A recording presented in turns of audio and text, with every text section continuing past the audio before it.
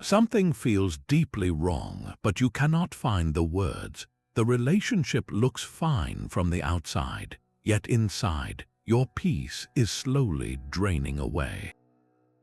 You start questioning your own reactions, wondering if you are too sensitive or expecting too much. That subtle, persistent unease is often the first signal of emotional manipulation, a quiet erosion of your inner world. This is where ancient Stoic philosophy becomes a powerful modern tool. It offers more than quotes for resilience. It provides a clear lens to see these hidden dynamics for what they truly are. By the end of this guide, you will possess a Stoic-informed list of 25 red flags, a mental framework to identify manipulation and decisively protect your inner peace. How did a 2,000-year-old philosophy become so crucial for navigating modern relationships? What is the single most common tactic that disguises control as care? The answers lie not in complicated psychology, but in timeless principles of self-mastery. What does a truly respectful relationship actually feel like when you strip away all the noise? The first red flag is a master of disguise. It presents itself not as a demand but as a plea for rescue. This is the constant victim. At its core, Stoicism teaches a radical idea that our greatest power lies in how we choose to respond to events, not in the events themselves. A person anchored in this philosophy understands they are responsible for their own judgments and emotional reactions. The manipulator, however, inverts this completely. They portray every inconvenience, every disagreement, every minor setback as a personal catastrophe inflicted upon them by the world, by fate, and most often by you. They refuse to own their reactions. A stressful day at work becomes your fault for not being supportive enough. A plan that falls through is because you did not remind them. Their chronic lateness is blamed on traffic, their bad mood on something you said weeks ago. The external circumstances are always the villain, and they are always the innocent casualty.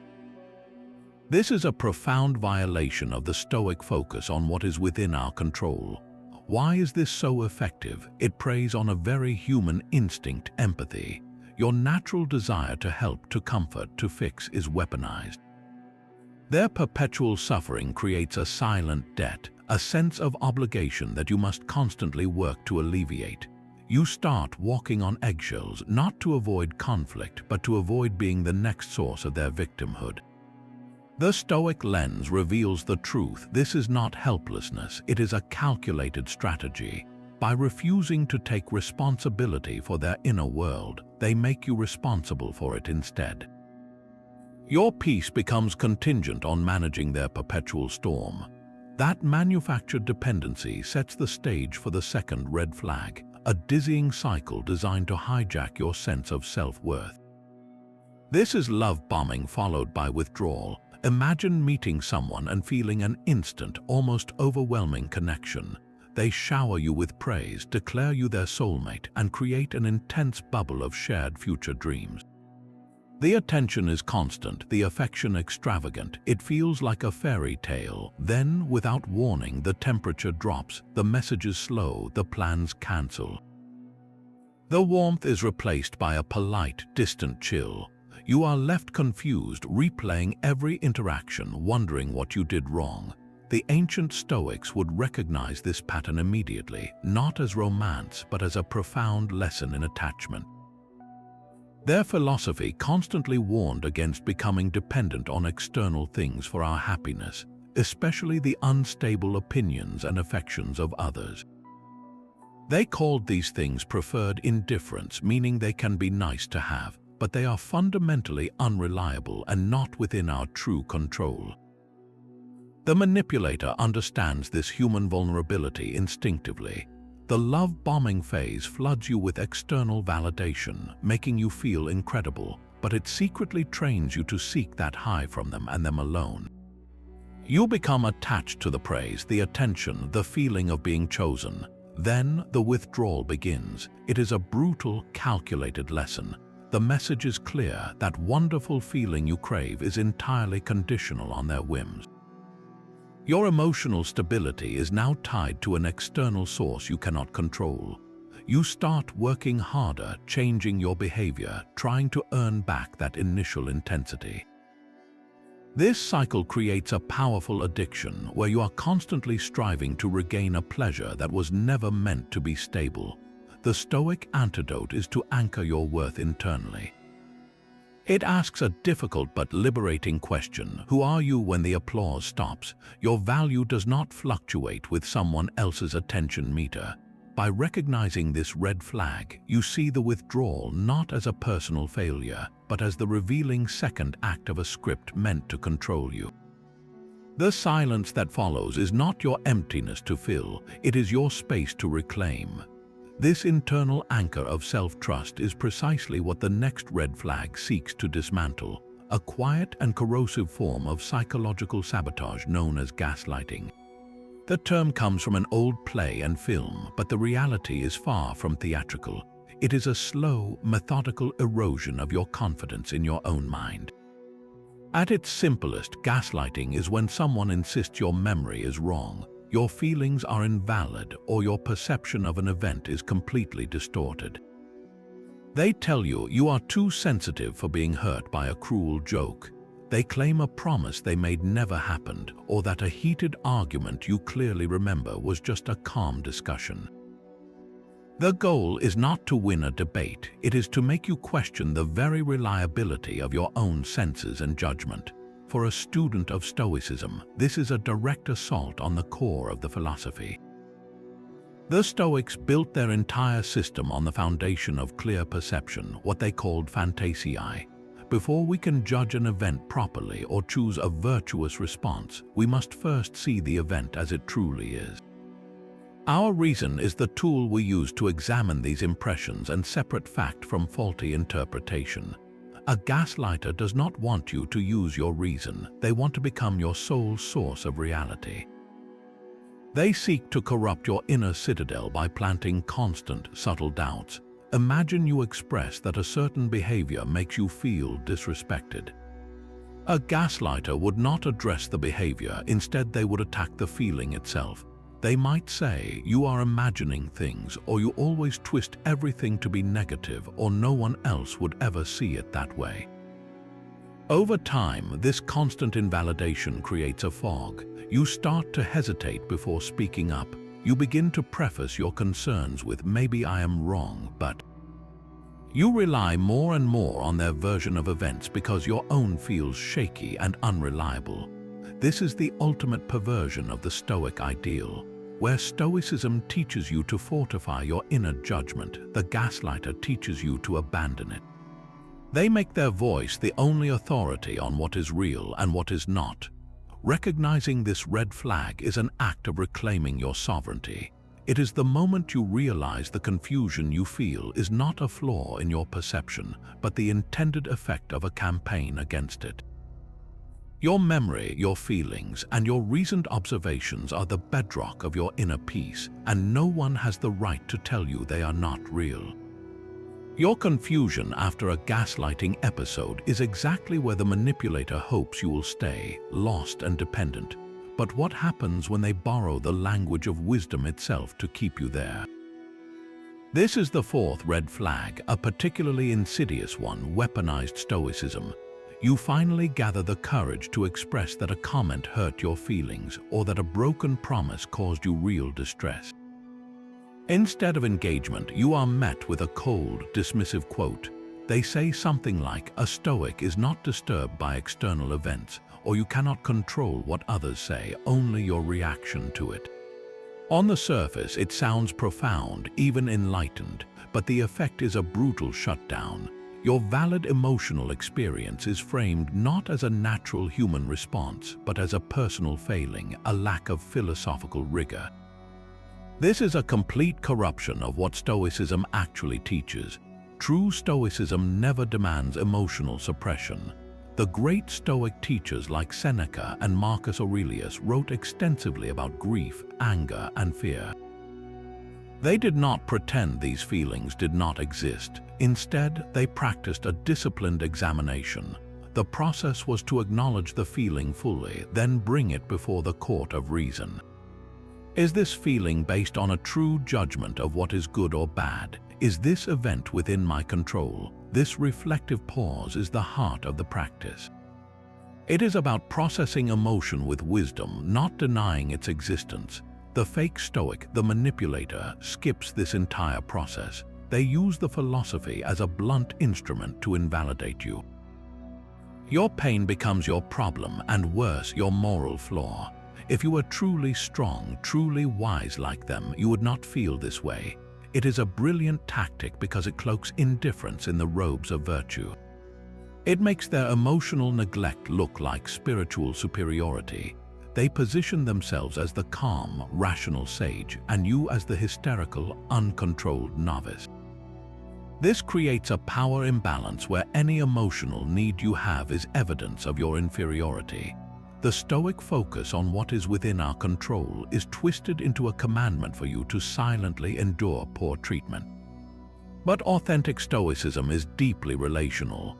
It teaches justice, kindness, and duty to our common humanity. Dismissing another person's feelings violates the core Stoic virtue of justice, which requires we treat others with fairness and respect. Recognizing this red flag is about reclaiming the philosophy from its counterfeit. When someone uses Stoic quotes to silence you, they are not teaching you resilience. They are refusing accountability. Your feelings are not obstacles to be eliminated, they are information to be understood. A real student of Stoicism would sit with you in that understanding, not use it as a reason to walk away. That counterfeit sage uses praise not to uplift but to train. This is the fifth red flag, the conditional compliment. It is a reward system with a hidden price tag. The praise feels wonderful when it arrives, a specific acknowledgement of your effort or achievement. But over time, you notice a pattern.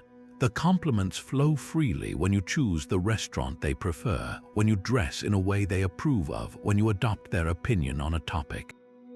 Yet, the moment you express a divergent thought, pursue an independent interest, or make a choice that aligns with your own preference rather than theirs, the warmth evaporates. The praise stops, replaced by silence or a subtle critique. Your worth in their eyes becomes directly tied to your compliance. This mechanism is devastatingly effective because it exploits a fundamental human need to be seen and appreciated. The manipulator does not withhold all affirmation, they dispense it strategically, making you work for the next dose of validation. You begin to self-censor, to shape your actions and even your identity around what will earn their approval again. This is the exact opposite of the Stoic path to self-worth. Stoicism teaches that our value is not external. It cannot be given or taken away by another person's opinion. True worth, what the Stoics called arete or excellence of character, comes from living in accordance with virtue, with wisdom, courage, justice, and self-discipline.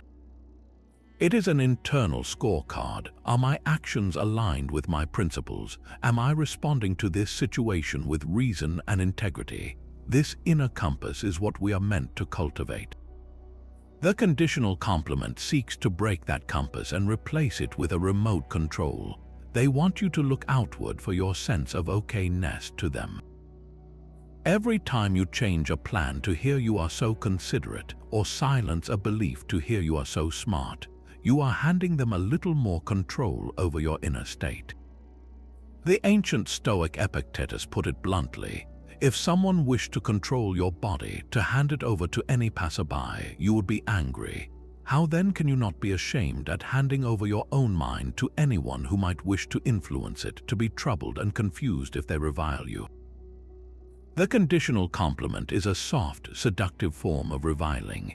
It says your unapproved self is not worthy of praise, but the Stoic asks, why would you outsource the judgment of your own character? Your worth is not a currency they get to mint. It is the quiet knowledge that you acted with honesty when it was difficult, with kindness when it was not returned, with courage when you were afraid. That is a compliment no one can condition and no one can take away. That inner compass you are trying to build needs a reliable map. the next red flag aims to confiscate that map and leave you navigating by their directions alone. This is the tactic of isolating you from your support.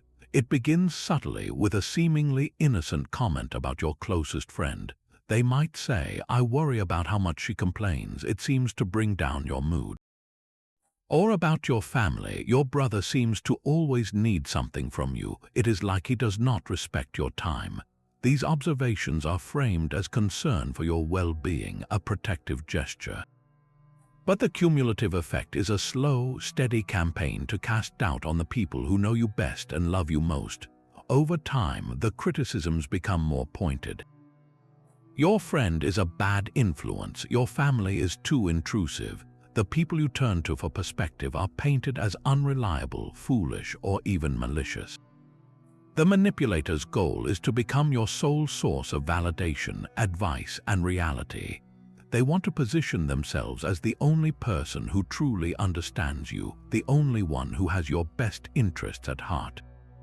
This isolation creates a dangerous dependency. Without the balancing perspective of friends and family, your world shrinks to the size of their opinions. You have no outside sounding board to ask, "Does this seem right to you?" You lose the gentle corrections, the shared laughter, and the unconditional support that healthy relationships provide. From a Stoic viewpoint, this is a profound corruption of a core principle, the value of community and wise counsel. The Stoics were not hermits. They deeply valued friendship and civic duty. Seneca wrote extensively on the subject, defining a true friend as someone who helps you live in accordance with nature, meaning in accordance with reason and virtue. A real friend, in the Stoic sense, is a mirror and an ally. They help you see your own blind spots, celebrate your progress toward being a better person, and challenge you when you stray from your principles. They are fellow travelers on the path to wisdom. What the manipulator offers is a counterfeit of this. They do not want to help you live in accordance with your own nature. They want you to live in accordance with theirs. They replace the diverse counsel of a community with a single, controlling voice. By cutting you off from other sources of love and truth, they make their version of events the only one you hear. Your resilience, which the Stoics believed was bolstered by strong social bonds, is deliberately weakened. You are left more vulnerable, more pliable, and utterly reliant on the very person who is chipping away at your peace. Recognizing this red flag is an act of reclaiming your right to community. It is remembering that a life lived well, as the Stoics envisioned, is lived in connection with others. The people who love you for who you are, not for your compliance, are not a threat to your peace. They are its guardians. When someone tries to discredit them, they are not protecting you. They are laying siege to your support system, one critical comment at a time. That siege on your support system leaves you emotionally isolated, and into that quiet space they introduce a currency of control, guilt. This is the seventh red flag, the guilt trip expert. The transaction is simple. They perform an act of kindness or even just ordinary decency, and then they file it away in a mental ledger. Later, when they want something, they present the bill. The phrase is a classic, "After all I have done for you." It might be invoked for something small, like expecting you to cancel your plans because they had a rough day. After all, they listened to you vent last week. Or it could be used for something major, pressuring you into a financial decision or a life change, framed as payback for their past support. The kindness was never a gift, it was an investment, and now they are demanding returns with interest. This tactic corrupts the very nature of relationship. It turns human connection into a series of transactions where every good deed has a hidden price tag. You stop feeling gratitude and start feeling a low-grade anxiety, a constant worry that you are in debt, that you owe them. Your own acts of kindness become suspect, tainted by the fear they will be added to their ledger and used against you later. The Stoic perspective cuts through this manipulation with brilliant clarity. For the Stoics, the virtues of justice and duty were performed for their own sake because they are right. When you help a friend, you do it because it is the just and kind thing to do. The act itself is its own reward as it aligns your character with virtue. The idea of keeping score, of building up credits to call in later, would have been seen as a profound misunderstanding of how human ethics actually work. It is like a musician playing a beautiful note not for the sound itself, but to later demand applause. The beauty is lost. The manipulator, however, operates on a completely different economy. They see relationships as a balance sheet. Their generosity is not an expression of character, it is a strategic deposit. This creates a prison of obligation. You cannot freely say no because no is seen as a breach of contract, not a personal boundary. The guilt you feel is not a sign that you are a bad person, it is the intended effect of their emotional accounting. A Stoic would ask a pivotal question: did I ask for this debt? True duty is chosen, not imposed. If someone helps you and then uses that help to control you, they did not help you, they purchased a lever. Your sense of obligation should be to principles, not to personal ledgers.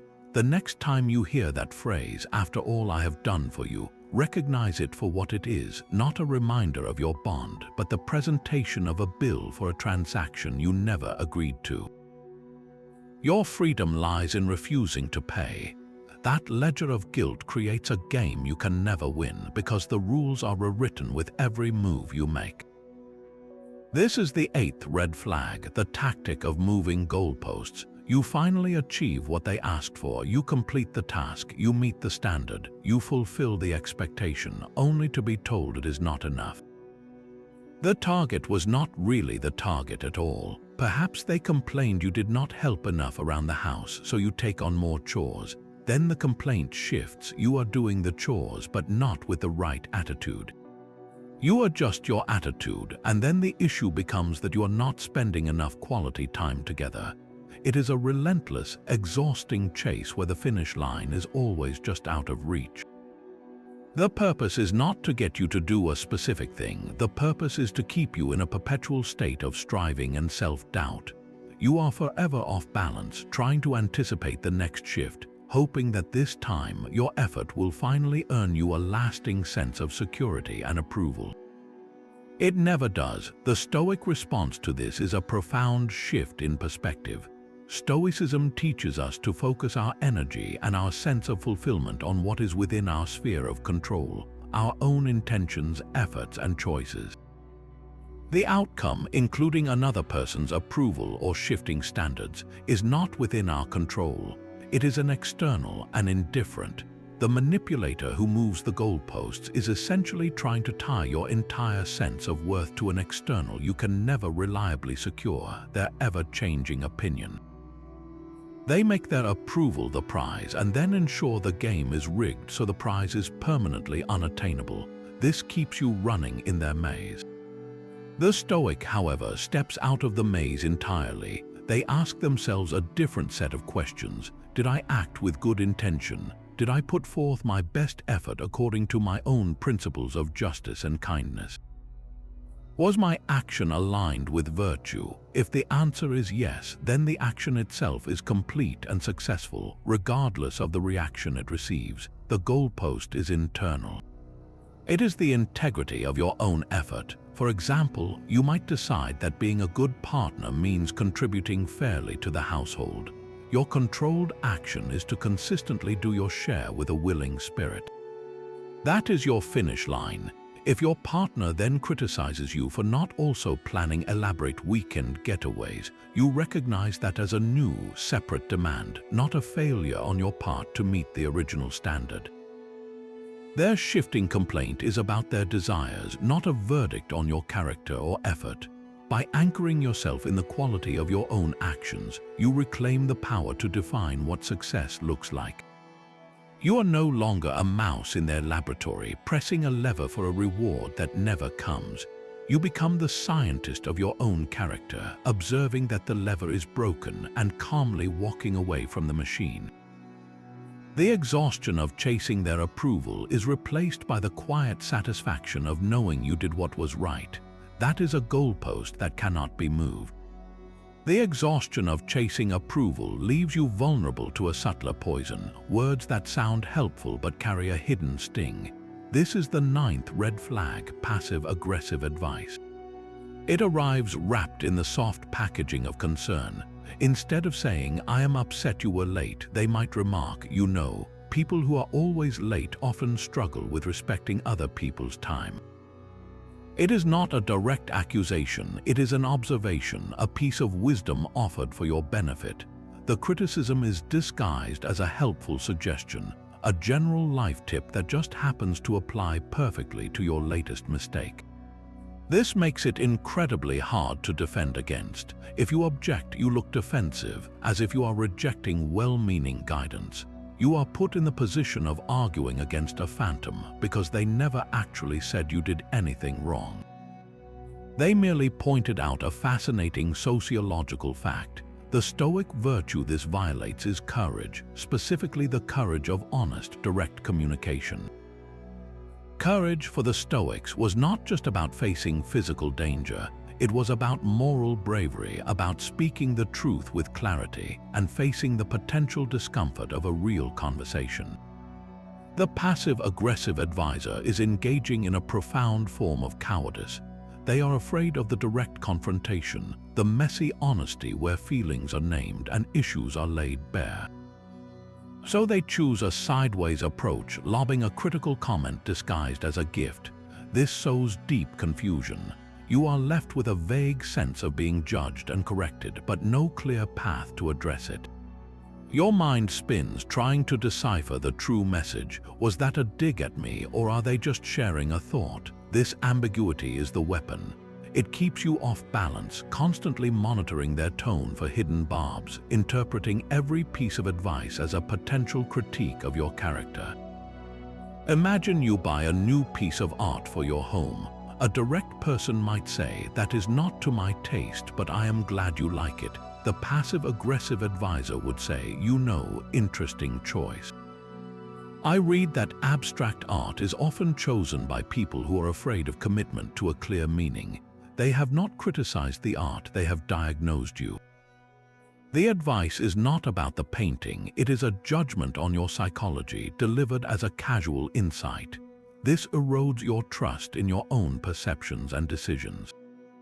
You start second-guessing your choices, not because of a reasoned debate, but because of these veiled commentaries that imply a deeper flaw.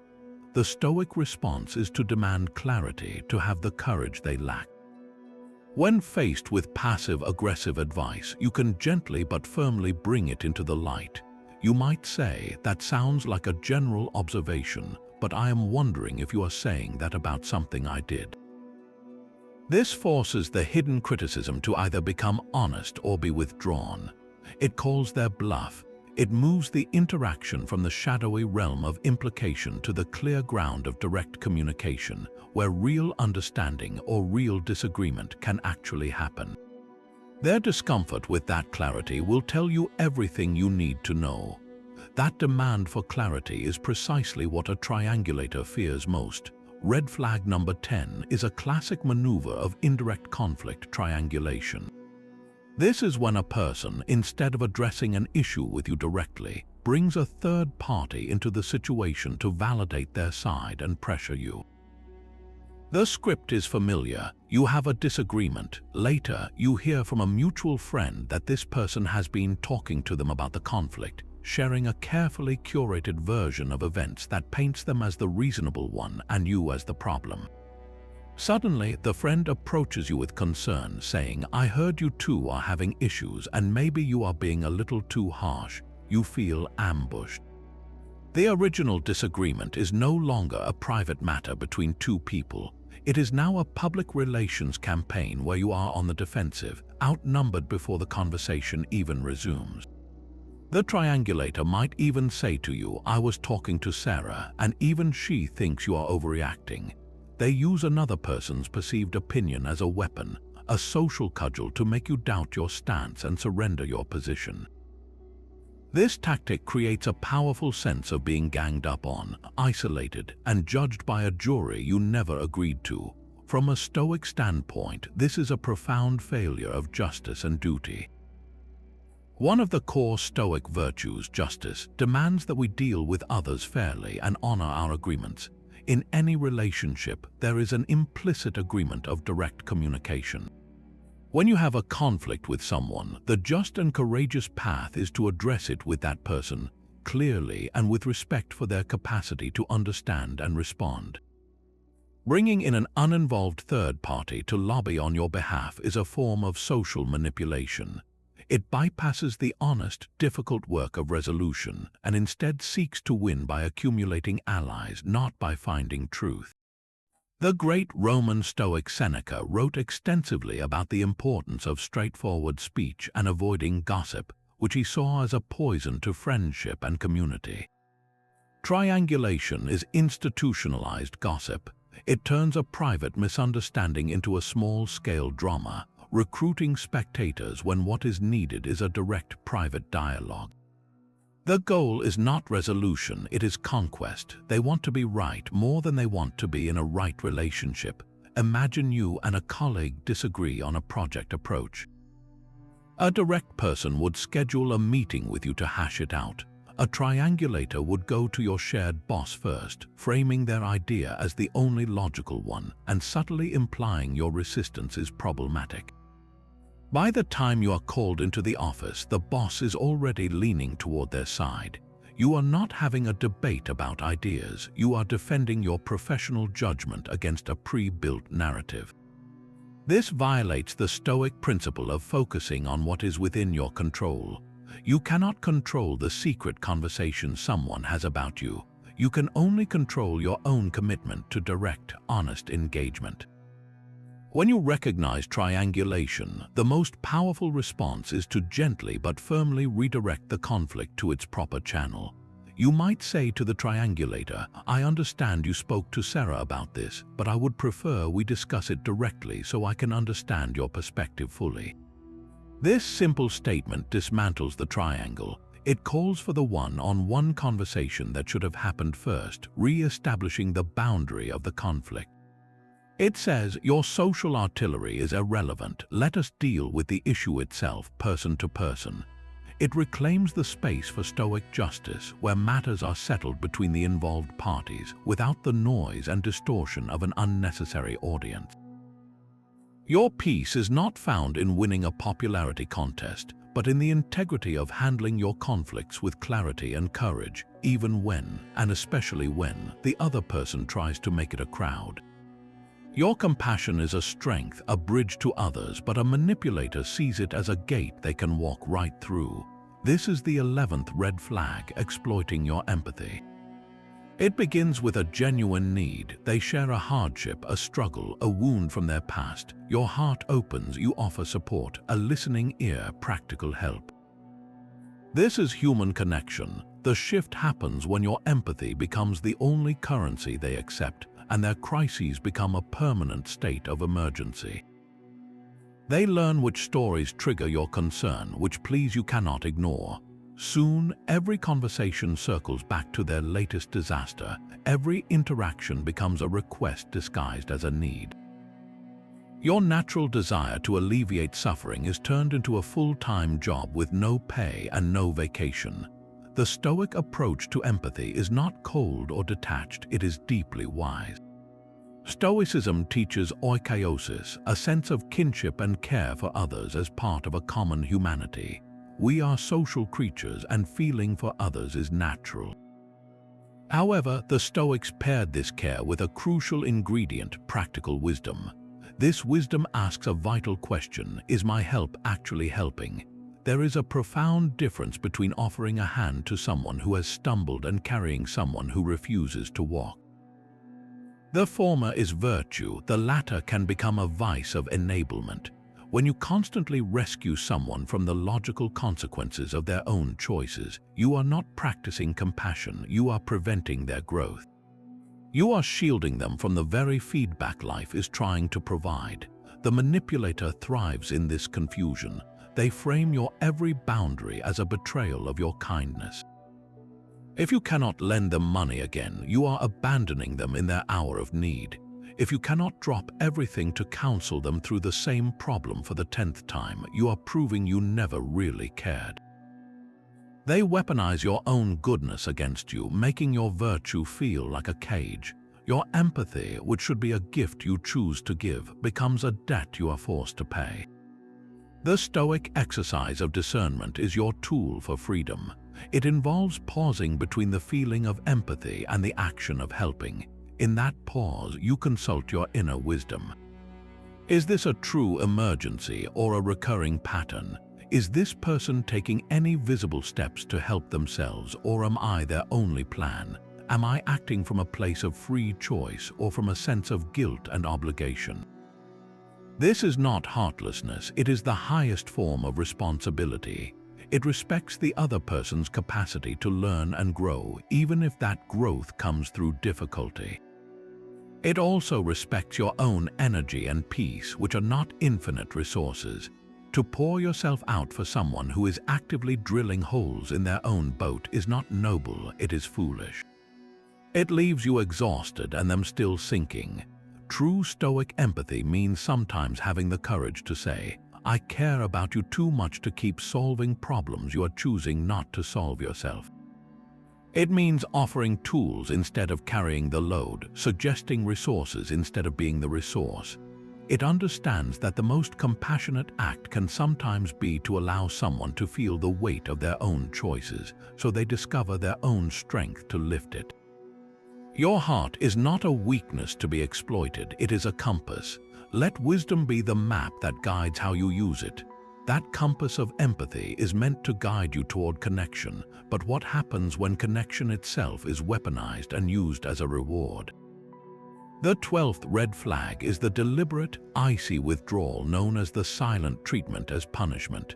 This is not a simple need for space after an argument, a healthy pause to cool down. This is a calculated, protracted silence deployed with one clear objective: to make you suffer and to force your compliance. The message is brutal in its simplicity: your access to my attention, my affection, and my very presence is a privilege I can revoke at any time, and I am revoking it now because of your behavior. It is emotional exile. You are left in a void, desperately replaying your last interaction, searching for the misstep that caused this freeze. The silence becomes a loud, punishing noise, filled with your own anxiety and self-doubt. This tactic is the antithesis of Stoic practice. The Stoics highly valued purposeful silence, but for entirely different reasons. They practiced quiet reflection to examine their own judgments, to gain clarity away from the chatter of the world, and to cultivate inner peace. This was a discipline turned inward, a tool for self-mastery. The silent treatment, in stark contrast, is a weapon turned outward. It is not about self-control, it is about controlling another. It is not for reflection, it is for coercion. The manipulator uses silence to scream a message of disapproval so loudly it drowns out everything else. They create a vacuum of communication, knowing your natural human need for resolution will rush in to fill it, often with apologies, concessions, and promises to change, regardless of whether you were actually in the wrong. Imagine a child who misbehaves and is sent to their room. The lesson is about actions and consequences.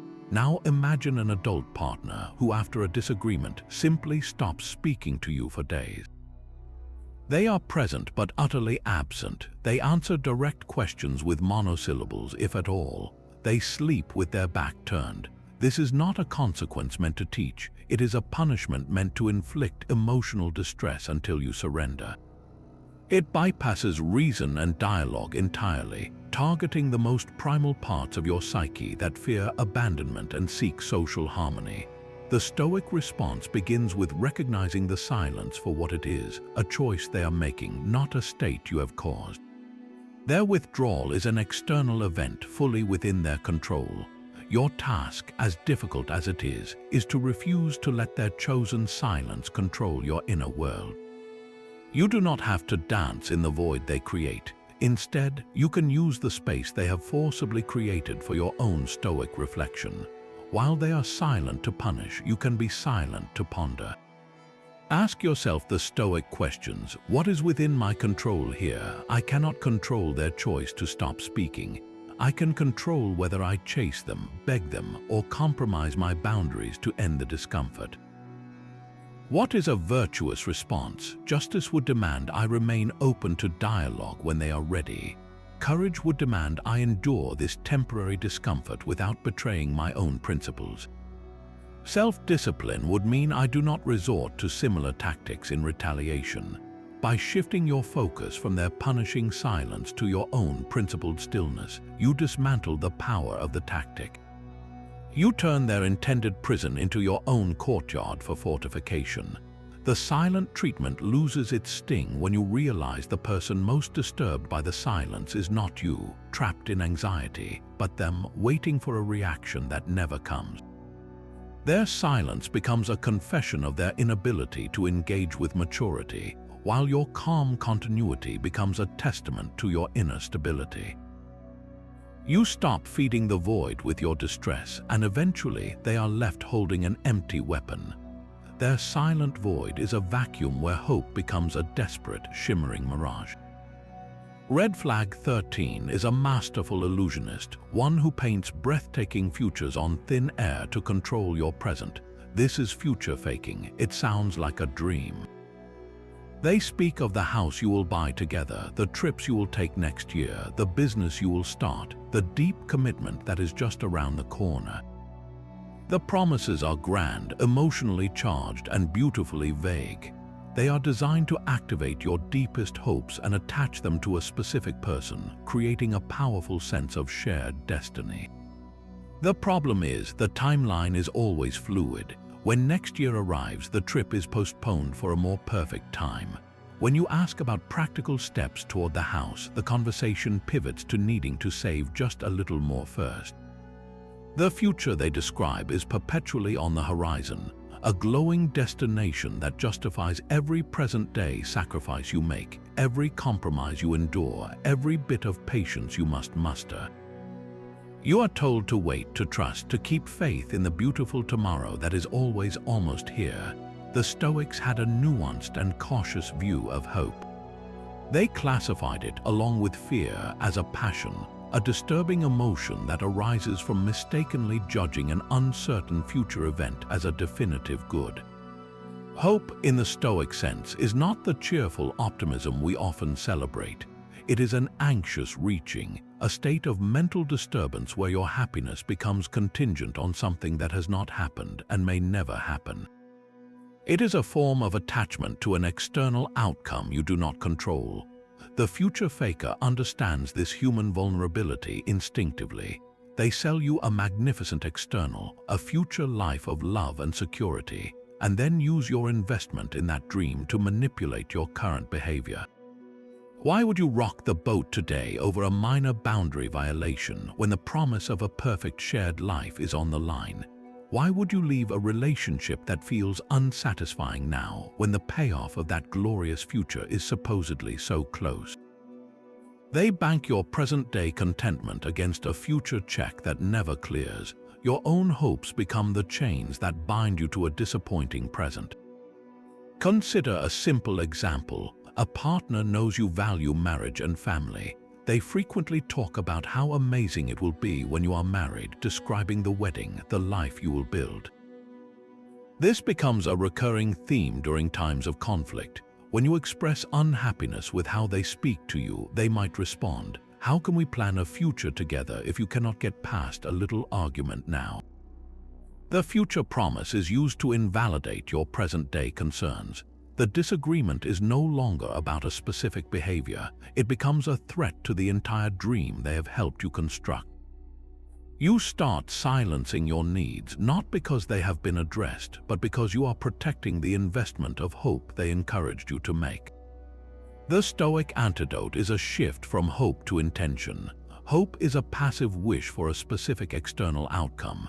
Intention is an active commitment to your own values and actions in the present moment. Instead of hoping for the future they painted, you focus on the quality of the relationship you are experiencing right now. You judge the tree by its present fruit, not by the beautiful blossoms it promises for next season. Are you being treated with respect today? Are your conversations honest and direct today? Does this relationship nurture your character today? These are the things within your sphere of control. A person who is genuine about a shared future will take concrete, observable steps toward it. They will save money in a joint account for the trip. They will look at neighborhoods together on a weekend. They will have practical discussions about timelines. Their actions in the present will align with the future they describe. The future faker deals only in the currency of words and emotions because those are cheap and effective. Their promises cost them nothing but buy them immense leverage over your present state of mind. When you recognize this red flag, you reclaim your hope. You stop depositing your present-day peace into their vague tomorrow. You learn to hold plans lightly, to appreciate a promise only when it is accompanied by a plan. Your serenity is too valuable to be mortgaged against a future built on air. You choose to build your life on the solid ground of present-day reality, where your virtues can take root and grow, regardless of the shimmering mirages someone else might paint on the distant horizon. That shimmering future they paint is a reflection, but not of reality. It is a mirror they hold up to hide their own face. This is the 14th red flag projecting their flaws onto you. The mechanism is dizzyingly simple. They accuse you of the very behavior, motive, or character flaw that they themselves are guilty of. If they are being secretive with their phone, they suddenly become hyper-vigilant about your privacy, asking who you are texting with unusual intensity. If they have a tendency to be critical and judgmental, they will constantly tell you that you are being too judgmental of others. It is a psychological sleight of hand, a way to evacuate their own uncomfortable feelings and pin them on you instead. The effect is profound confusion and defensiveness.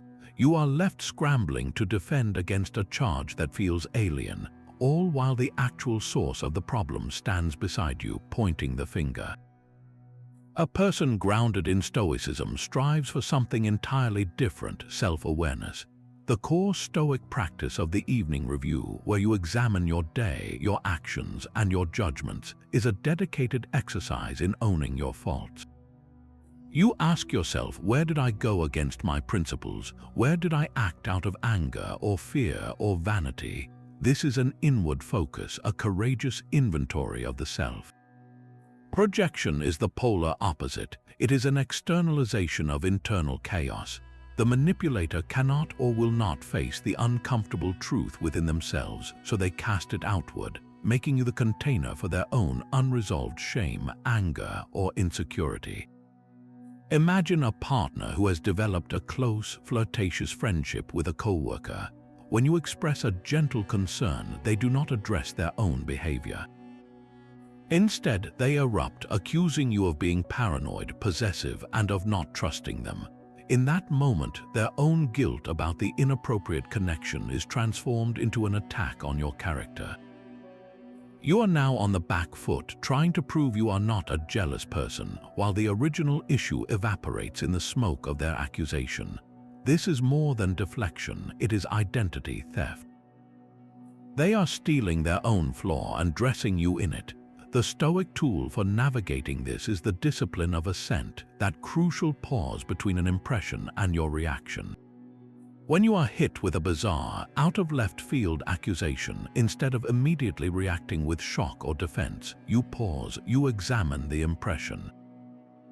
Is this accusation actually true of me? Does it align with my own self-knowledge and my actions? Often, you will find it does not. It feels foreign because it is foreign. It belongs to the accuser.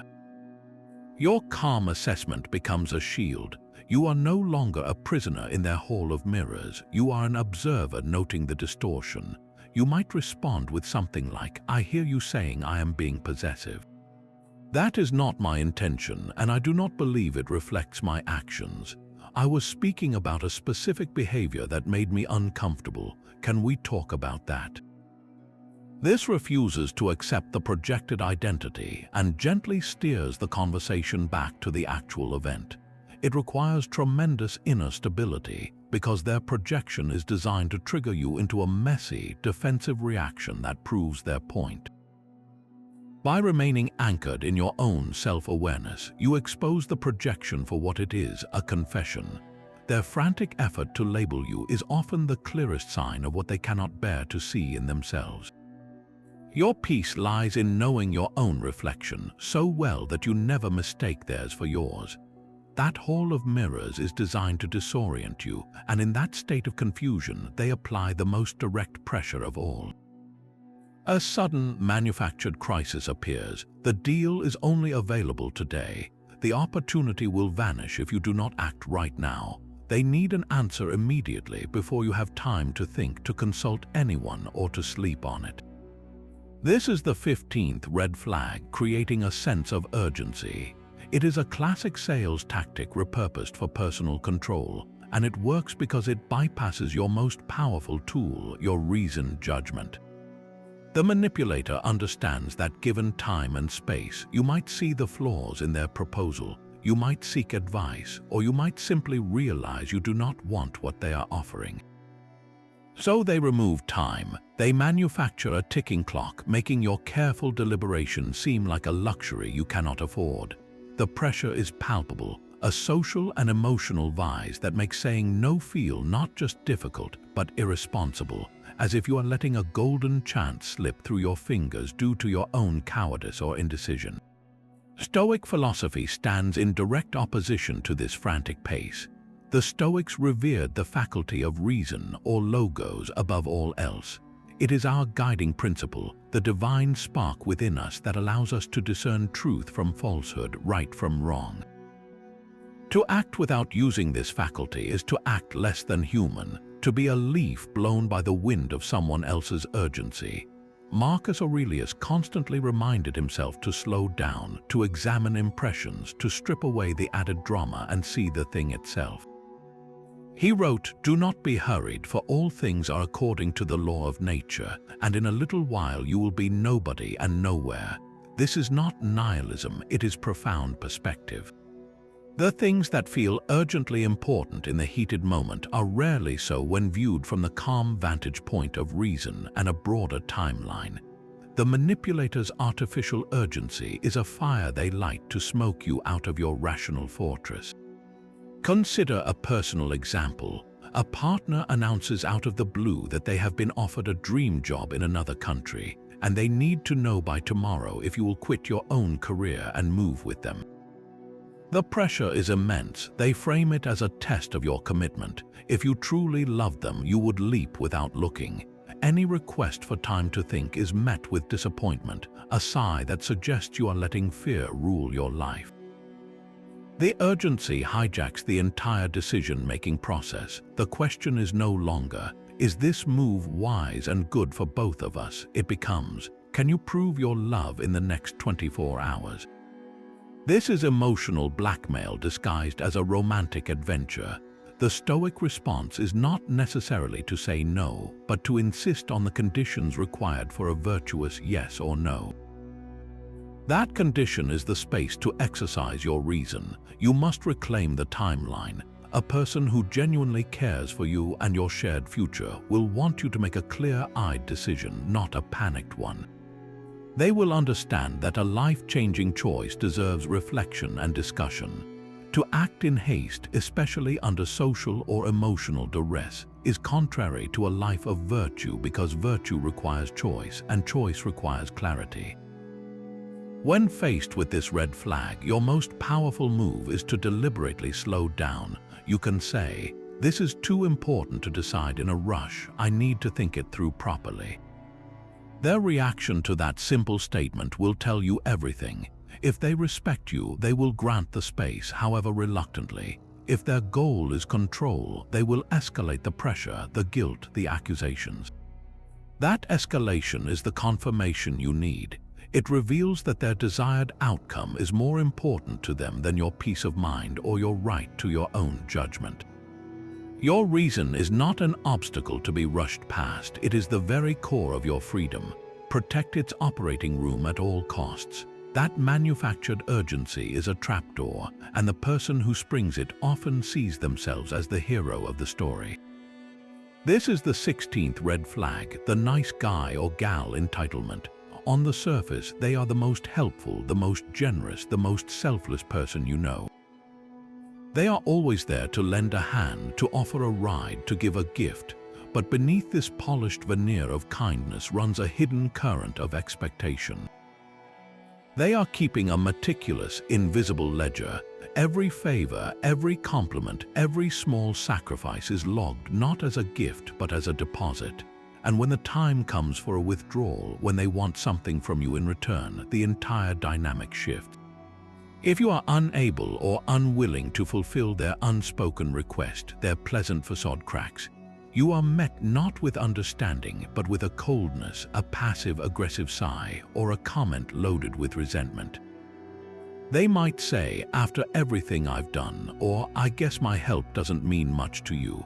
Their kindness, it turns out, was not kindness at all. It was a loan with a very high emotional interest rate, and you have just defaulted. This behavior corrupts the very essence of what Stoicism teaches about human connection. For the Stoics, kindness and helping others were fundamental duties, part of the virtue of justice. We are social creatures, part of a common humanity, and to act with benevolence is to act in accordance with nature. But the critical distinction lies in the motive. True Stoic kindness is given freely as its own reward. The act of helping another person, of practicing justice and fellowship, is the entire point. It aligns your character with virtue. There is no hidden balance sheet waiting in the wings. The Roman emperor and Stoic Marcus Aurelius wrote to himself, "When you have done a good act and another has received it, why do you look for a third thing besides these, like fools, to be thought to have done a good act or to get a return?" He is pinpointing the exact flaw of the entitled nice person. They are looking for that third thing, the recognition, the reciprocation, the social credit. Their good act is incomplete without an external reward. Imagine a coworker who consistently brings you coffee in the morning. It feels like a lovely, generous gesture. Then one day they ask you to cover a difficult shift for them. You have prior commitments and politely decline. Suddenly, the coffee stops. Their demeanor toward you cools. The unspoken contract has been violated. The coffee was never a simple gift of camaraderie. It was a down payment on future compliance. This creates a toxic environment where you can never simply receive a kindness. You are always accepting a potential future obligation. It makes you wary of their generosity, and it poisons genuine connection. The Stoic antidote is a two-way street of clarity. First, it asks you to examine your own motives when you give. Are you giving freely or are you investing? Second, and more crucially for spotting this red flag, it gives you the lens to see their behavior for what it is, a transactional approach to human relationships disguised as virtue. When you sense that ledger, when you feel the weight of an unspoken debt, recognize it. A person who uses kindness as currency is not practicing virtue. They are running a business with your feelings. Your freedom lies in refusing to play the market. Thank them for their help, be gracious, but do not internalize the debt. Their subsequent resentment is not a reflection of your ingratitude. It is the sound of their own business model failing. Real kindness expects nothing in return because its value was realized the moment it was given. That ledger of kindness expects a return, but some demands are not for favors, they are for territory. Red Flag 17 is a slow, methodical campaign, boundary testing and erosion. It rarely begins with a major violation. It starts with a small, seemingly reasonable request that pushes just past a line you have set. Perhaps you have said you need quiet after 9 p.m. to wind down. They call at 9:15 with an urgent, but not truly urgent, question. You answer, softening your rule just this once. The line has moved. Next, it is a comment about your appearance that they know makes you uncomfortable, framed as playful teasing. You let it slide to avoid seeming uptight. The line blurs further. Each time they cross a boundary and face no meaningful consequence, they learn the map of your defenses. They discover which walls are firm and which are merely painted on. The goal is a gradual normalization, a wearing down of your no until it becomes a maybe, and then a resigned silence. This is a direct assault on the most central Stoic metaphor, the inner citadel. The Stoics envisioned the mind as a fortified city. Your judgments, your values, your peace reside within its walls. What you allow to cross the gate, what impressions you assent to, what treatment you accept from others determines the security of your inner realm. A boundary is not a preference, it is the gatekeeping policy of your citadel. It declares this behavior, this speech, this demand is not permitted entry because it brings chaos to my inner peace. The boundary tester is a scout for an invading force. They are probing your defenses, looking for weak spots, loose stones, unguarded passages. Every time you allow a minor incursion without repair, you are effectively leaving a gate ajar. They are not just testing your rules, they are testing your commitment to your own sovereignty. Consider a friend who constantly cancels plans at the last minute. Your boundary is that you value your time and expect respect for it. The first few times you express mild disappointment but let it go, the behavior continues. You are now investing emotional energy in plans you know may not happen, which breeds resentment. The Stoic response is to fortify the gate. This does not mean ending the friendship in a fiery confrontation. It means changing your own behavior to protect your citadel. You might say, I enjoy our time together, but last-minute cancellations are disruptive for me. Going forward, if you need to cancel within 24 hours, I will make other plans for my time. Then you follow through. The next time they cancel last minute, you calmly say, I am sorry to hear that, and you go to a movie alone or call another friend or enjoy a quiet evening. You do not berate them, you simply demonstrate that your inner schedule is no longer hostage to their unreliability. The boundary is no longer a complaint, it is a structural feature of your citadel. They can choose to respect it and enjoy your company within those walls, or they can choose not to and find themselves outside. This is the essence of Stoic control, focusing not on controlling their behavior, but on controlling your own response to it. Your peace is maintained not by their compliance, but by your unwavering commitment to what you will and will not allow within your own walls. Each time you reinforce a boundary, you are not being harsh, you are being an architect, adding another stone to a fortress that guards the only thing truly yours, your inner harmony. That fortress you build is meant to be a place of safety where you can lower your drawbridge with those you trust. Red flag 18 is the ultimate betrayal of that sanctuary, using your vulnerabilities against you. You share something deeply personal, a past hurt, a current insecurity, a private fear. You offer it as a gesture of trust, a piece of your inner map saying, here is a place where I am tender. In a healthy dynamic, that information is met with care, a sacred confidence that deepens the bond. The manipulator, however, files it away not as a treasure but as a weapon. Later, during a conflict or when they want to gain an advantage, they retrieve it. That private fear you confessed becomes the precise target of their next criticism. That past wound you revealed is the exact spot they press to make you flinch and surrender. It is emotional archery, and you handed them the arrow yourself. This violates the Stoic concept of fellowship or koinonia at its most fundamental level. The Stoics believed we are all part of a universal community, bound by reason and mutual obligation. True fellowship requires a shared space of safety and respect, where individuals can be honest about their humanity, their struggles, and their growth. It is built on the virtue of justice, which includes fidelity, keeping your word, and honoring confidences. When someone uses your vulnerability as a weapon, they are not just breaking a personal promise, they are shredding the very fabric of that fellowship. They are turning a sacred space of mutual aid into a battlefield where your own secrets are used as landmines against you. Imagine you confide in a partner that a previous relationship left you with a fear of abandonment, making you sensitive to sudden silences. In a future argument, instead of addressing the issue at hand, they coldly say, You're just reacting this way because of your abandonment issues from your ex. That's your problem to fix, not mine. In that moment, your vulnerability is no longer a shared understanding. It is a diagnosis used to dismiss your feelings and absolve them of responsibility. The pain is doubled, first from the conflict itself, and second from the profound betrayal of having your trust weaponized. The Stoic practice here is a painful but necessary exercise in discernment about trust itself. The philosophers taught that while we should be open and just in our dealings, we must also exercise wisdom in whom we entrust with our inner world. Trust is not given blindly, it is earned through consistent, virtuous behavior over time.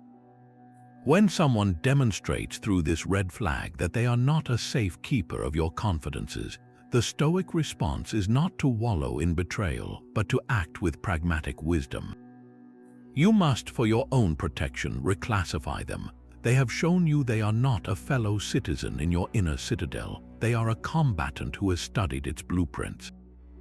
This does not mean you become closed off or cynical, but it does mean you become more selective. You stop handing them new arrows. You protect your tender places by no longer exposing them to someone who has proven they aim for the target. Your vulnerability is not a weakness, it is a part of your human strength, your capacity for depth and connection. It deserves a guardian, not an archer. The lesson is harsh but clear. When someone shows you they will use your heart as a weapon, believe them the first time and let that knowledge guide the fortress walls you choose to lower. That profound sense of helplessness is the entire point of the next trap, a psychological cage with no exit. Red flag 19 is the double bind. This is a situation meticulously crafted so that every possible choice you make is wrong. You are presented with two options, but both lead to criticism, guilt, or punishment. It is the ultimate lose-lose scenario, designed not to solicit your preference, but to demonstrate your powerlessness. If you choose option A, you are selfish. If you choose option B, you are neglectful. If you try to find a compromise or refuse to choose, you are indecisive and weak. The goal is to paralyze you, to make you feel that no matter what you do, you will fail to meet their standards, thereby proving that your judgment is inherently flawed and that you must rely on their guidance to navigate even the simplest decisions. From a Stoic perspective, this is a brutal assault on your agency, your ability to act according to your own reasoned choice. The Stoics believed that our highest good, our eudaimonia, comes from living in accordance with virtue, from making choices that align with wisdom, courage, justice, and self-discipline. The double bind seeks to corrupt that process at its root. It presents a false dilemma where virtue seems impossible. If both paths appear to lead to vice, then your moral compass spins wildly, and you are left feeling incapable and ashamed. Imagine a partner who insists you spend every weekend with them. If you suggest a weekend alone to recharge or pursue a personal hobby, they accuse you of not valuing the relationship, of pulling away. If, on the other hand, you spend the weekend with them but seem tired or distracted, they accuse you of being physically present but emotionally absent, of going through the motions. Your authentic need for balance is framed as a betrayal. No matter how you express it, you are trapped in a hall of mirrors where every reflection shows you failing. The manipulator creates this cage to make you surrender your autonomy. Since you cannot win their game, you stop trying to play by your own rules. You begin to look to them for the correct answer, handing over your power of choice in exchange for a temporary respite from the criticism. The Stoic escape from this trap is a radical shift in the definition of success. The Stoic asks, what is within my control here? You cannot control their reaction, which is predetermined to be negative. You can only control your intention and your action based on your best judgment. Therefore, the virtuous choice is not about picking the right external outcome, because both are rigged to be wrong. The virtuous choice is to act with integrity according to your own principles, and then accept their reaction with equanimity. In the weekend example, after careful reflection, you might decide that honoring your need for personal time is an act of self-care and wisdom. You communicate this clearly and kindly. If they respond with accusation, you recognize that this is their chosen script. You are not responsible for the role they have written for you in their drama. Your success is not measured by their approval, but by the fact that you made a thoughtful, principled choice and maintained your inner peace despite their storm. You step out of the double bind by refusing to be bound by their contradictory rules. You realize the cage was never locked, it was merely a convincing illusion. Your integrity is the key, and it works on every door. That illusion of choice shatters your confidence, making you crave the very approval they strategically dangle just out of reach. This brings us to a masterful act of social theater, the 20th red flag: public praise and private criticism. In front of friends, family, or colleagues, they are your greatest champion.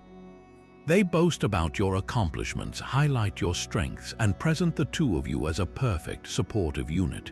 You are their brilliant partner, their incredibly talented friend, their indispensable colleague. This public performance serves a dual purpose. First, it crafts an image of them as generous, loving, and secure. Second, it makes you deeply grateful for this recognition, binding you to them with the strong glue of social esteem. You feel seen and valued, and you associate that wonderful feeling with their presence. Then, in the quiet, private space between you, the script flips. The praise evaporates. In its place comes a steady stream of correction, doubt, and belittlement. That project they praised in public is picked apart in private for its minor flaws. The quality they celebrated in front of others becomes a source of nagging private advice. They might say, "You were amazing at the party, but I noticed you talked a little too fast when telling that story. Just something to work on for next time." The public stage is for building you up, the private room is for cutting you down to size. This dichotomy is psychologically brilliant. It exploits one of the most powerful human drives, the desire for social approval and a positive reputation. We naturally want to be well regarded by our tribe. The manipulator offers you that esteem publicly, making you dependent on them as the gatekeeper of your social image. Then they privately undermine you, ensuring you never feel quite good enough to stop seeking their public validation.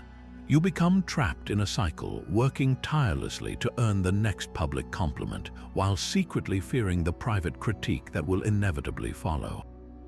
It is a system designed to keep you perpetually off balance, grateful for the spotlight but anxious about the director's notes that come when the audience leaves. The Stoic stance on this is both radical and liberating. The philosophers classified external things like reputation, praise, and social standing as preferred indifference. This does not mean they are bad, but that they are not true goods.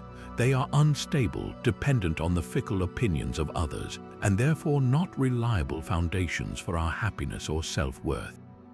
A Stoic seeks a good reputation only insofar as it flows naturally from living a virtuous life, not as a goal in itself.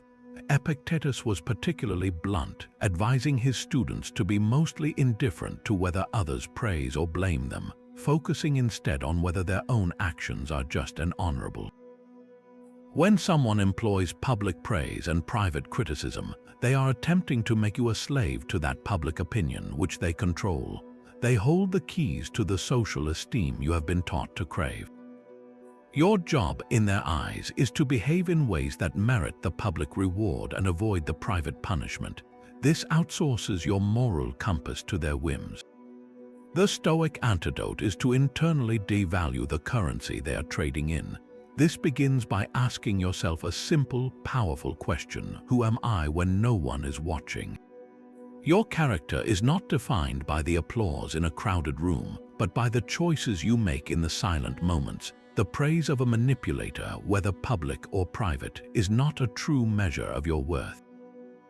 It is a tool. The next time you experience this jarring shift from public fanfare to private fault-finding, pause. See the pattern not as a reflection of your inconsistency, but as a revelation of their strategy.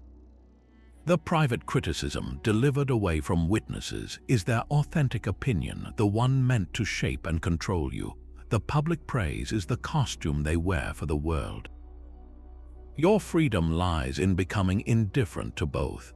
Thank them for the public compliment if you wish, but do not let it inflate you. Listen to the private critique, examine it with your own reason, and if it lacks merit, discard it without letting it deflate you.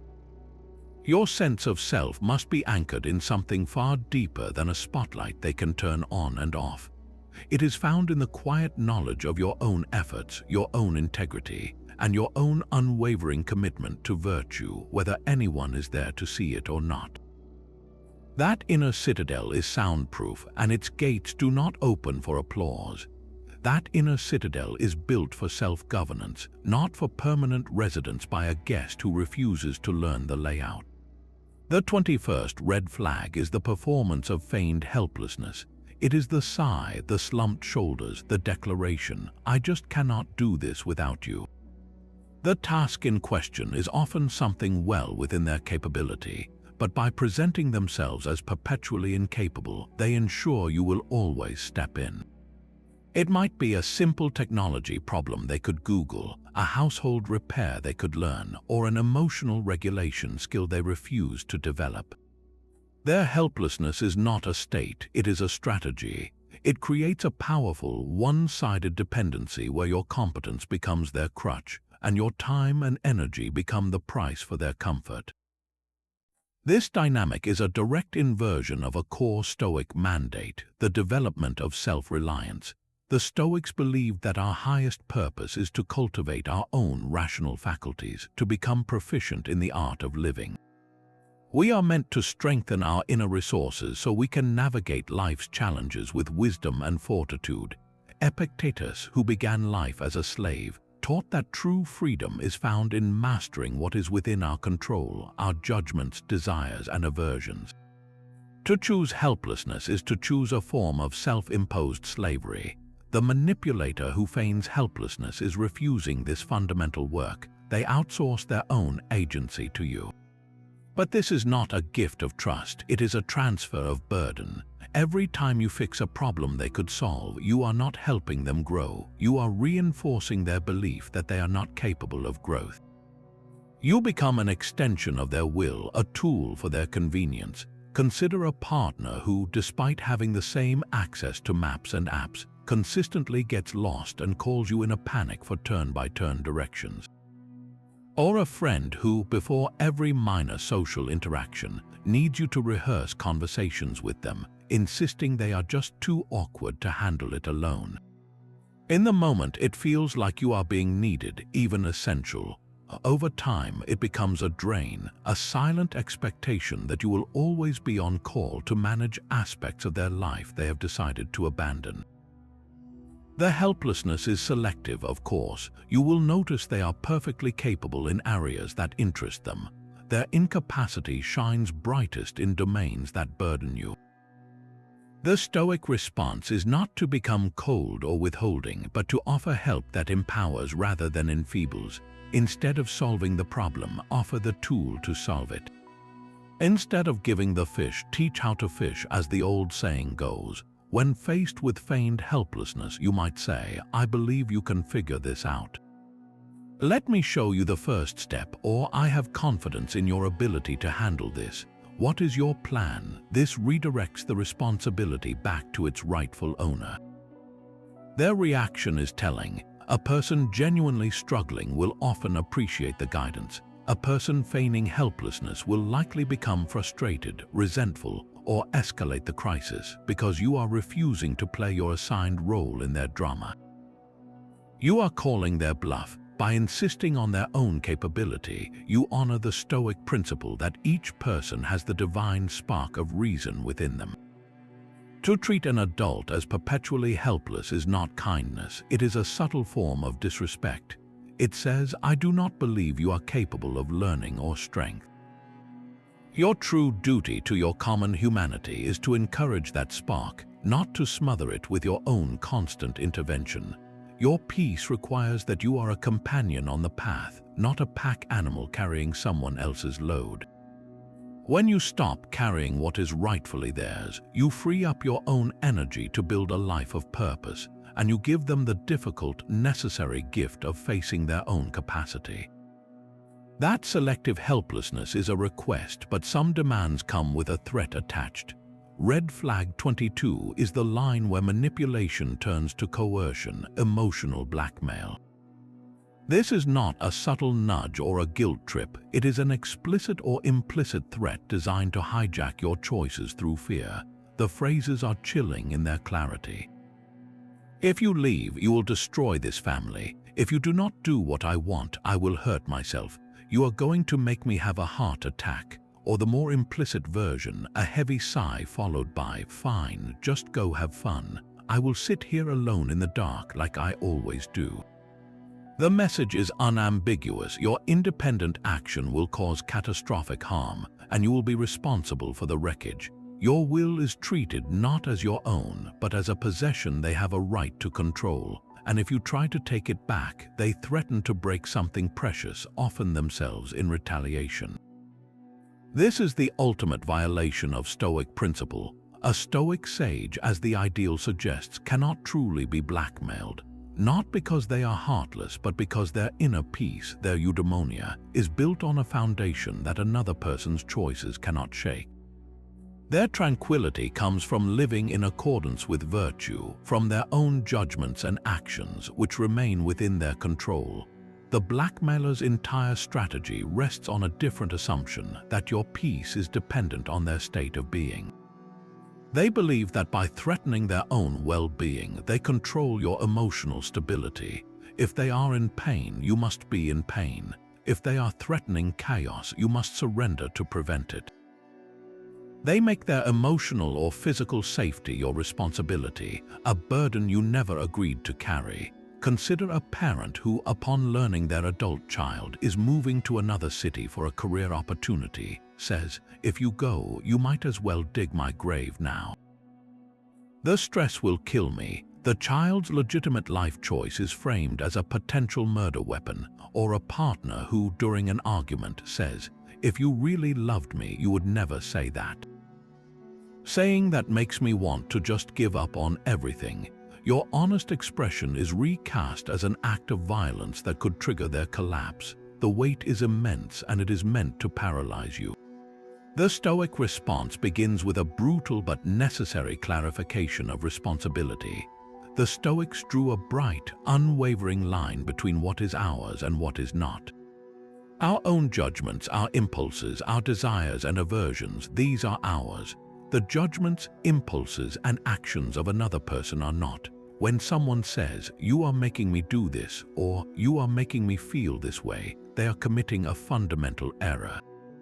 No one can make you feel or act a certain way without your own assent. Their choice to threaten self-harm or utter devastation is exactly that, their choice.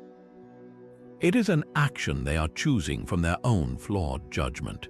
You are responsible for your choices, and they are responsible for theirs. To accept the blackmailer's premise is to accept ownership of another adult's will, which is impossible and leads only to endless anguish. This does not mean you ignore a genuine cry for help. Wisdom demands discernment. If someone expresses suicidal thoughts, the virtuous response is to alert professionals who are trained to help, to offer support, but not to surrender your autonomy as the price for their temporary stability. That is not help, it is hostage negotiation. The blackmailer is trading on your compassion and fear to install a permanent governor on your life. The moment you comply out of fear of their threat, you have handed them the remote control to your decisions. Every future choice will be filtered through the question, will this set them off? Your life becomes a minefield you navigate to manage their emotions. The Stoic path out is to firmly, and with great compassion for yourself, place the responsibility back where it belongs. You must act according to your own reasoned judgment of what is right, and then accept whatever they choose to do as their own external action beyond your control. This is perhaps the hardest Stoic practice because it feels cold in the face of such heated threats. but it is the only path to true freedom and, ironically, the only response that does not enable the destructive cycle. By refusing to be controlled by the threat you call the bluff, sometimes the blackmailer escalates, sometimes they seek a new target, and sometimes, though rarely, they are forced to confront the ineffectiveness of their tactic and may, just may, begin to look inward at the only person whose actions they can truly govern. Your peace is not a function of their stability. It is the quiet, unshakable knowledge that you acted with integrity, even when someone tried to hold a gun to their own head and call it your trigger finger. That knowledge is a fortress no threat can penetrate. The fortress built by emotional blackmail is meant to feel inescapable, but the next trap has no walls at all, only a dizzying, endless path. This is the 23rd red flag, the circular argument. You present a clear concern, a specific behavior that has caused you hurt. Instead of addressing the point, they deflect. They question your motive for bringing it up. They bring up an unrelated grievance from the past. They twist your words into a meaning you never intended. The conversation does not move forward toward understanding. It spins in a tight, frustrating orbit, returning again and again to the same starting point of accusation and defense. After an hour of talking, you are exhausted, emotionally drained, and no closer to a resolution than when you began. You might even apologize just to make the spinning stop, surrendering your point not because you were wrong, but because you are utterly fatigued. This is not a dialogue, it is a marathon designed for one purpose, to run you into the ground until you give up. The ancient Stoics held discourse in the highest regard. For philosophers like Socrates, whom the Stoics deeply admired, dialogue was a sacred tool for uncovering truth. It required clear definitions, logical progression, and a shared commitment to following the argument wherever it led, even if it challenged one's own position. The goal was mutual enlightenment, a clearer vision of reality. The circular argument is a grotesque parody of this. Its goal is not truth but exhaustion. Its purpose is not understanding but domination. The manipulator uses language not as a bridge but as a maze they have designed and in which they hold the only map. They have no intention of reaching a destination because the journey itself is the punishment. Imagine you tell a partner that their habit of making plans without consulting you makes you feel unimportant. A healthy dialogue might explore why they do it, how it affects you, and what a better process could be. In a circular argument, the response is a masterclass in evasion. They say, "Why are you always so controlling?" You respond, "This is not about control, it is about consideration." They counter, "So you are saying I am an inconsiderate person."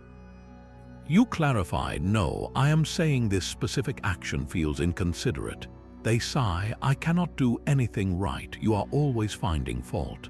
The original issue, the unconsulted plans, is now buried under layers of defensiveness, misinterpretation, and generalized accusation. You are no longer discussing an action, you are defending your character against a barrage of shifting complaints. The Stoic tool for navigating this is the discipline of staying precisely on point, a practice of intellectual integrity. When you sense the conversation beginning to spiral, you must become an anchor. Your role is not to follow them down every side path, but to gently, firmly, and repeatedly guide the discussion back to the single, specific impression you started with. You can use a technique the Stoics might have admired, the method of definition. You state the issue with crystal clarity, as if defining a term for a philosophical inquiry. "My concern is this specific event when you made plans for us without asking me. My impression is that this action shows a lack of consideration for my time and preferences. Can we discuss this event?" When they deflect, you do not engage the deflection. You simply say, "That is a separate topic. I would like to understand this specific event first." This requires tremendous inner fortitude because the circular argue will escalate. They will accuse you of being robotic, of not listening, of nitpicking. They are trying to trigger an emotional reaction that pulls you back into the whirlpool. Your power lies in your calm refusal to spin. By sticking to the defined point, you expose the mechanism. You reveal that their goal was never to understand your concern, but to overwhelm it. In a true Stoic dialogue, both parties seek to align their understanding with reality. In a circular argument, one party seeks only to assert their reality over yours through sheer stamina. Your peace is found not in winning the argument, but in refusing to run the exhausting race they have laid out. You step off the circular track and stand still in the clarity of your own perception. The dizziness stops the moment you realize you are not lost in a maze. You are simply watching someone else run in circles, waiting for you to join. You can wait in calm silence, holding the single clear point in your mind until they tire of their own motion. Their circular logic leaves you exhausted, and in that fatigue they hand you the bill for their own turmoil. This is the 24th red flag, shifting blame for their emotions. The accusation is simple and devastating. You made me angry, you hurt my feelings. You are the reason I am so upset. It is a declaration that holds you entirely responsible for their internal emotional weather. Your actions, your words, even your mere existence are framed as the direct cause of their distress. This narrative is a direct and profound rejection of the most fundamental Stoic truth. The Stoics taught with unwavering clarity that our emotions are not caused by external events, but by our judgments about those events. Between what happens and how we feel stands our own mind, interpreting, assessing, and assigning value. As Epictetus put it, people are disturbed not by things, but by the views which they take of them.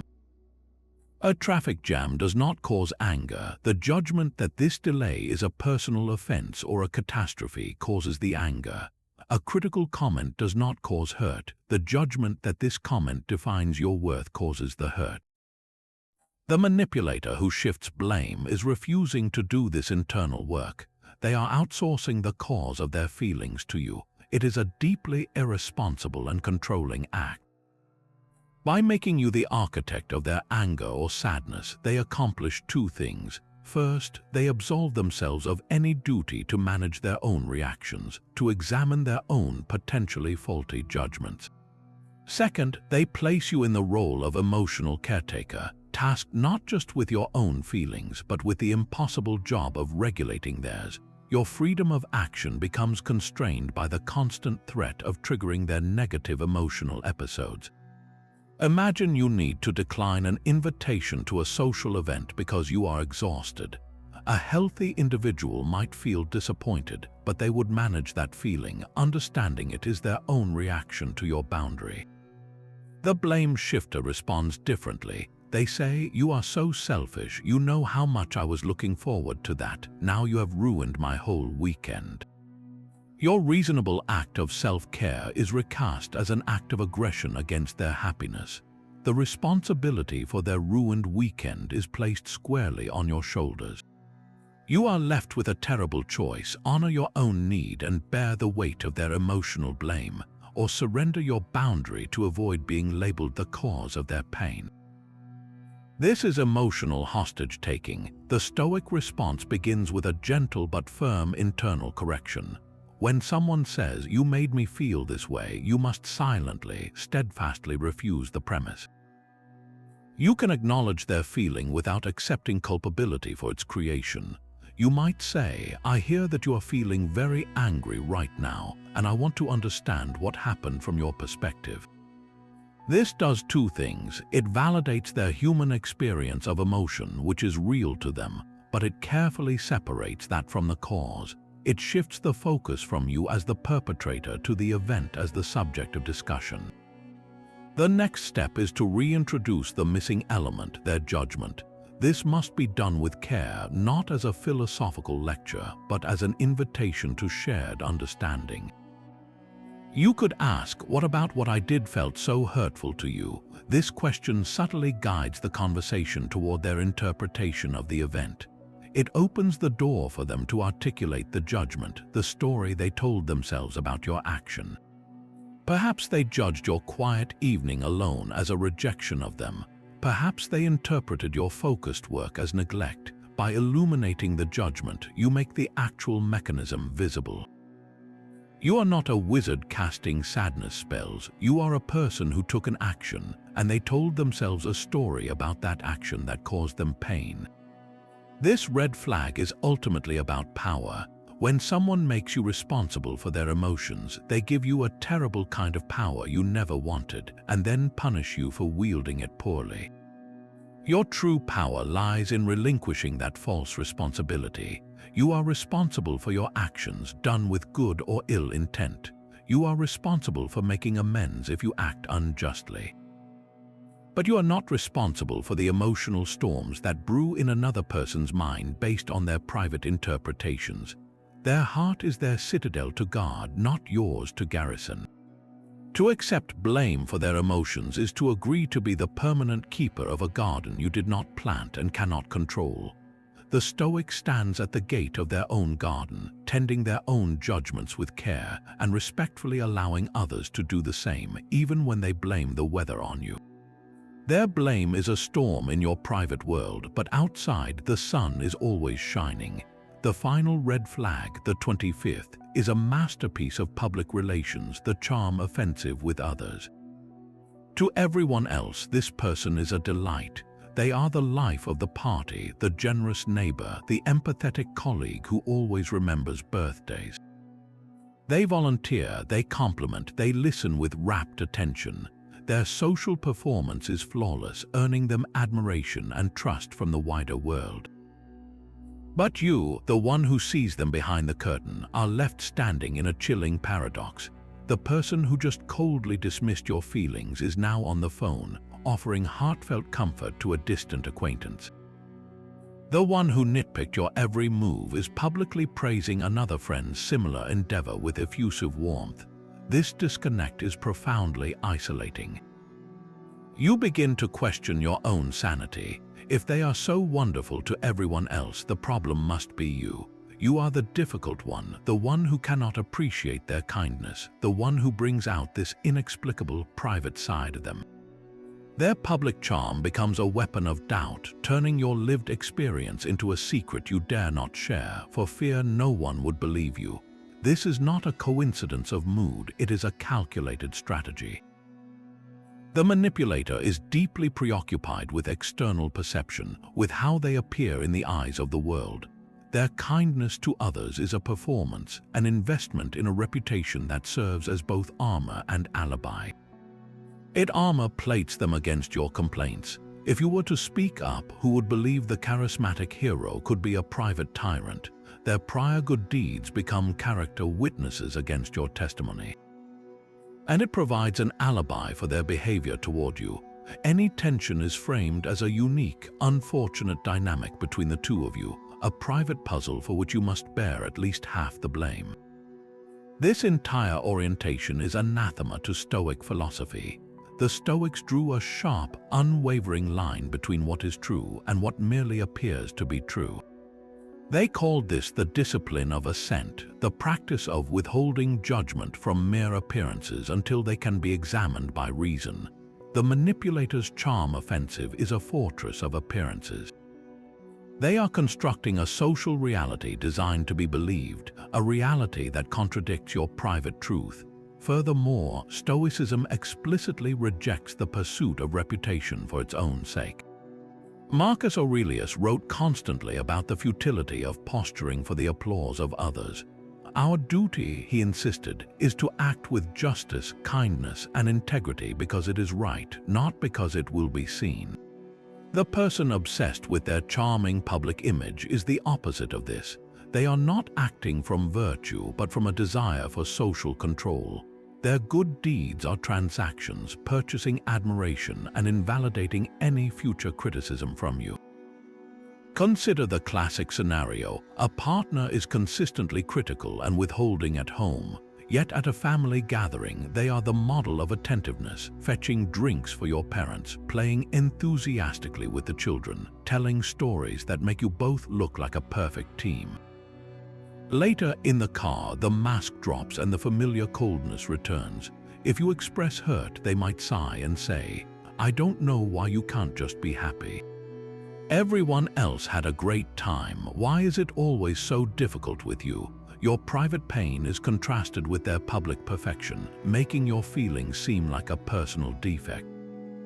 The isolation this creates is a cage of polished glass. You can see the world outside, a world that sees them as golden, but you cannot make yourself heard through the transparent wall of their reputation. The Stoic path out of this cage begins with a radical trust in your own direct experience. Your private reality with this person is the true impression to be examined.